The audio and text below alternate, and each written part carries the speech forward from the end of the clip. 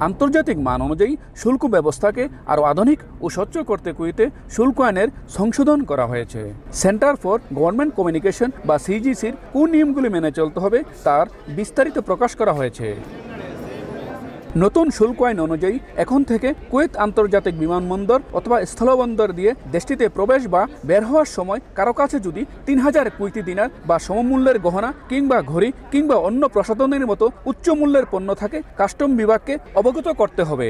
বহনকারীরা ক্রয়ের রসিদ সহ সঠিক প্রমাণ ঘোষণা করতে ব্যর্থ হলে আইন অমান্যকারী হিসাবে হতে পারেন গ্রেপ্তার অথবা জব্দ করা হবে সম্পদ।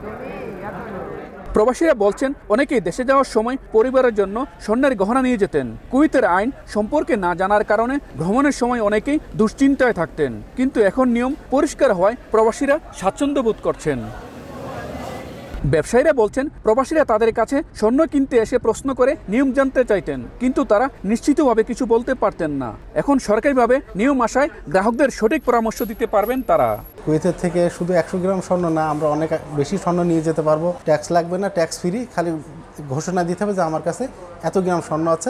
এখন 3000-এর উপরে স্বর্ণ নিলে আপনাদেরকে ঘোষণা দিতে হবে, আর 3000-এর নিচে নিলে ঘোষণা দেওয়া লাগবে না। কুয়েত আন্তর্জাতিক বিমানবন্দর দিয়ে যাত্রীদের প্রবেশ এবং বের হওয়ার সময় কাস্টমস ঘোষণা ফর্ম পূরণ করার জন্য বিশেষভাবে অনুরোধ করা হয়েছে।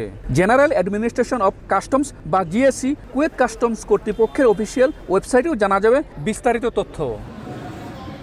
মঈন সুমন, সময় সংবাদ, কুয়েত।